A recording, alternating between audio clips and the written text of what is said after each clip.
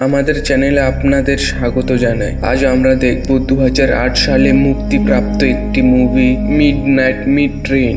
ভিডিওটি পুরোটা দেখুন। ভিডিওর শেষে মাথা ঘুরিয়ে দেওয়া ক্লাইম্যাক্স আছে। মুভির শুরুতেই আমরা একটা মানুষকে দেখতে পাই যে কিনা ট্রেনে শুয়ে পড়েছে, এবং যখন ওই লোকটা চোখ খুলে তখনও দেখতে পায় যে ট্রেনটি তার স্টপ থেকে অনেকক্ষণ আগে বেরিয়ে গিয়েছে। ওই লোকটা দাঁড়িয়ে যায় এবং দেখার জন্য যায় যে ট্রেন কোন দিকে যাচ্ছে, কিন্তু তখনই ও নিচে স্লিপ খেয়ে পড়ে যায় আর দেখতে পায় যে পুরো ফ্লোরে রক্তই রক্ত হয়ে আছে। কিন্তু ঠিক তখনই ওই লোকটার নজর তার পরের বগিতে যায়, যেখানে ওই লোকটা দেখতে পায় যে একটা স্যুট পরা লোক একটা হাতুড়ি দিয়ে অনেকগুলি মানুষকে মারছে।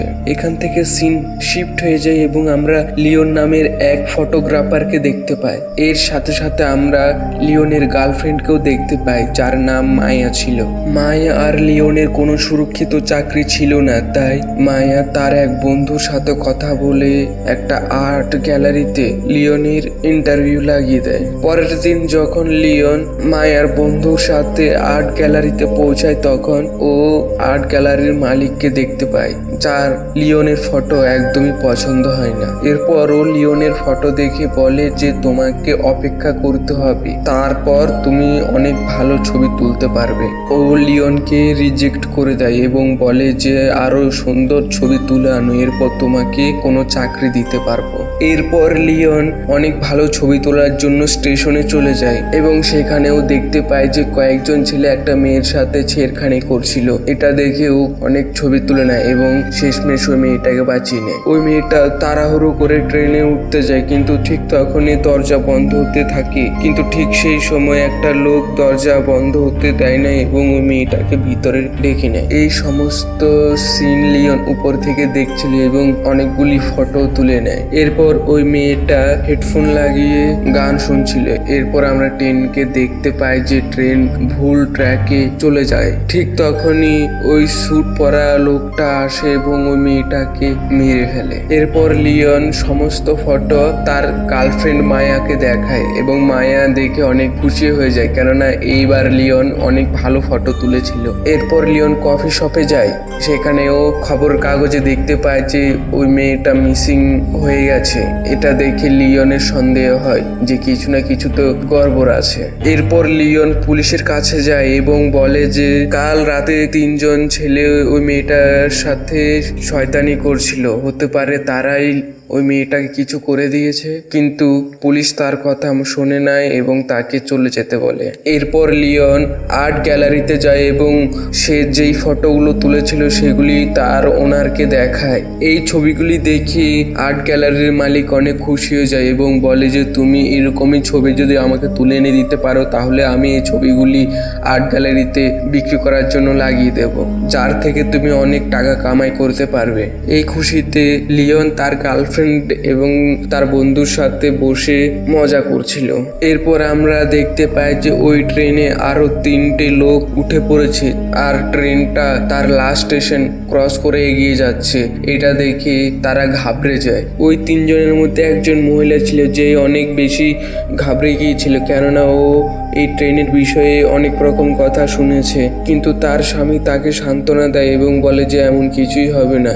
কিন্তু ঠিক তখনই পিছন থেকে কিলার চলে আসে এবং একটা হাতুড়ি দিয়ে তার মাথায় মারে, যার কারণে তার চোখ দুটো বেরিয়ে যায়। এরপর খুনি ওই মহিলার স্বামীর মাথা ফাটিয়ে তাকেও মেরে দেয় এবং ওই মহিলার দিকে এগিয়ে যায়, যেটা দেখে ওই মহিলা ভীষণ ঘাবড়ে যায়। কিন্তু ঠিক তখনই খুনি মহিলার মাথায় এত জোরে আঘাত করে যে তার মাথা শরীর থেকে আলাদা হয়ে যায়। লিওন ওই স্টেশনের বাইরেই বসেছিল এবং তখনই ও ওই কিলারকে দেখতে পায় যে কিনা ট্রেনে এতগুলি খুন করছিল।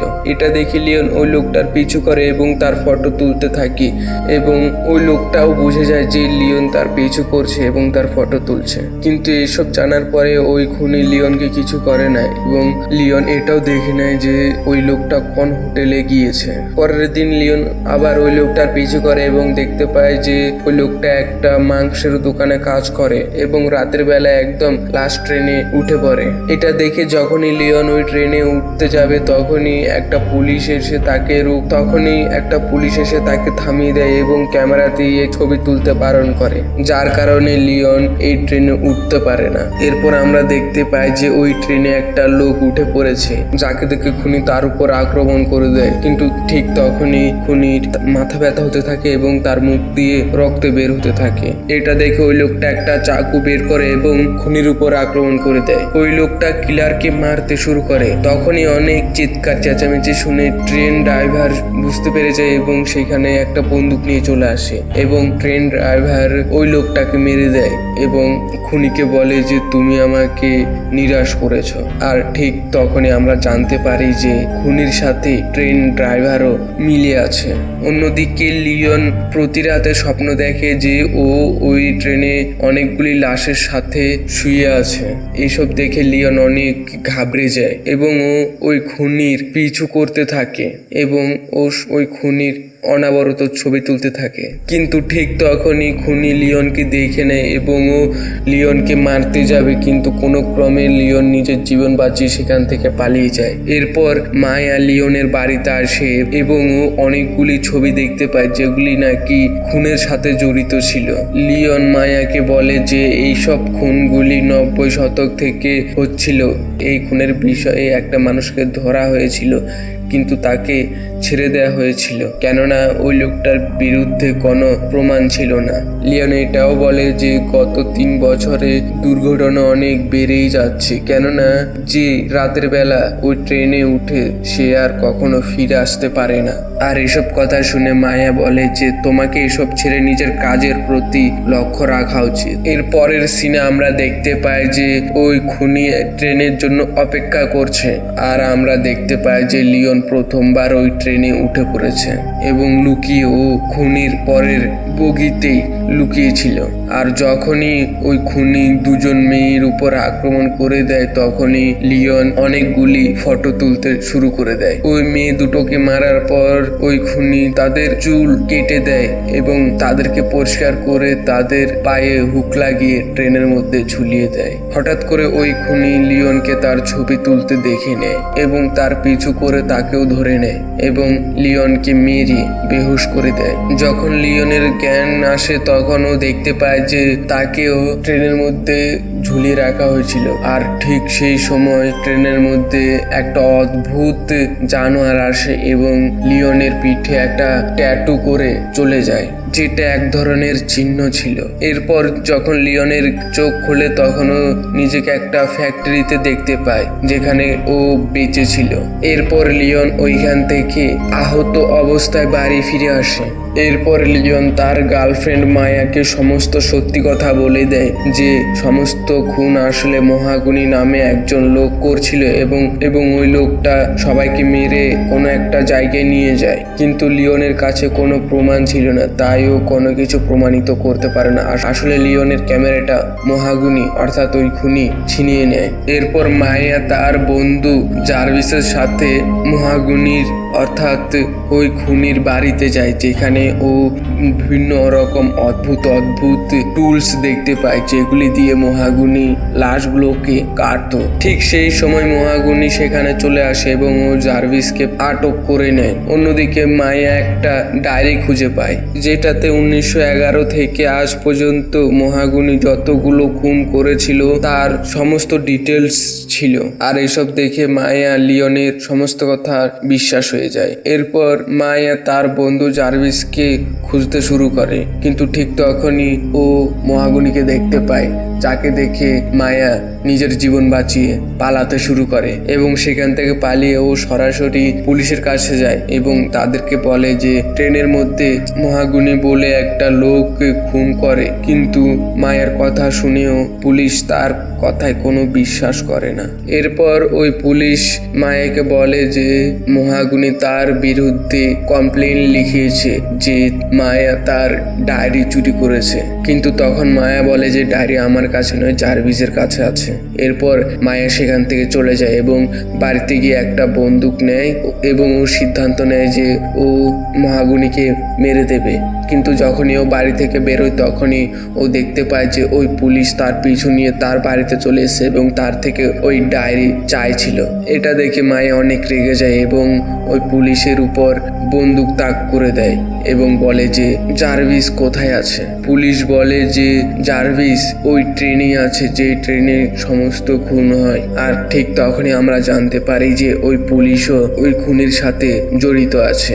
শেষ পর্যন্ত মায়া ওই ট্রেনে উঠে পড়ে এবং যখনই ও পরের কেবিনে যায় তখন যেসব ঘটনাও দেখতে পায় তাতে ও পুরোপুরি অবাক হয়ে যায়। ওইখানে অনেকগুলি লাশ ঝুলছিল আর যাদের মধ্যে জার্ভিসও ঝুলছিল, কিন্তু সৌভাগ্যক্রমে জার্ভিস এখনো বেঁচে ছিল। কিন্তু ঠিক তখনই মহাগুণী সেখানে চলে আসে এবং মায়াকে মারার জন্য তার কাছে এগিয়ে যায়। কিন্তু ঠিক তখনই ট্রেনের বাইরে থেকে লিওন মায়াকে দেখে নেয় এবং চলতি ট্রেনে লাফ দিয়ে উঠে যায়। এরপর কোনো ক্রমে মায়া মহাগুণীর হাত থেকে বেঁচে লুকিয়ে যায়। আর ঠিক তখনই লিওন সেখানে চলে আসে এবং মহাগুণীর সাথে লড়াই শুরু করে দেয়। তাদের দুজনের লড়াইয়ে হঠাৎ করে জার্ভিসের শরীরে একটা চাকু ঢুকে যায় এবং অনবরত রক্ত ঝরায়, সেখানেই তার মৃত্যু হয়ে যায়। আর অনেকক্ষণ মারামারি করার পর লিওন অনেক কষ্টে ওই কিলারকে ট্রেন থেকে বাইরে ফেলে দেয় এবং ভাবে যে ওরা বেঁচে গেছে। কিন্তু ঠিক তখনই একটা ফাঁকা জায়গায় ট্রেন দাঁড়িয়ে যায় এবং ট্রেন ড্রাইভার সেখানে আসে এবং বলে যে লাশের থেকে তোমরা দূরে থাকো। ঠিক তখনই আমরা দেখতে পাই যে অনেকগুলি অদ্ভুত জানোয়ার এসে সমস্ত লাশগুলিকে খেতে শুরু করে। আর এসব দেখে লিওন এবং মায়া ট্রেন থেকে নেমে আসে এবং সবকিছু দেখতে পায়। ঠিক তখনই সেখানে মহাগুণী জীবিত চলে আসে এবং ও লিওনের উপর আক্রমণ করে দেয়।